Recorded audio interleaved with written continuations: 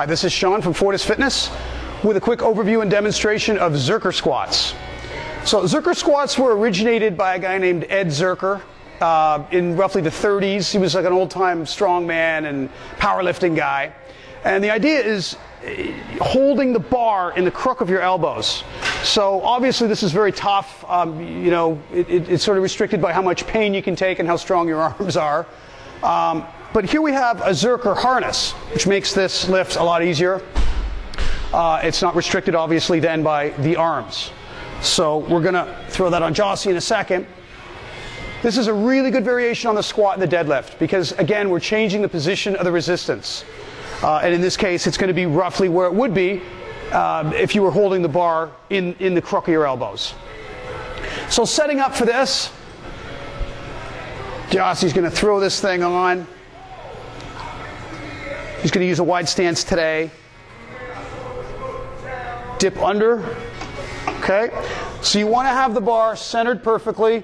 Hands on the actual harness so the bar stays in one place. Shoulders ahead of the bar.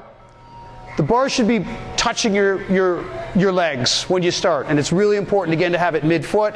That's going to accommodate a straight bar path. And finally, she's going to have her back locked into tight extension. Okay, so Jossie's going to demonstrate the Zercher squat. Great. So really this movement is a huge hip extension. It's very much like the top of the deadlift. You really want to make sure, again, that the bar is over the midfoot, balanced right over your center of gravity, and the shoulders are slightly ahead of the bar when you start. That way you'll have a straight bar path, straight up and down.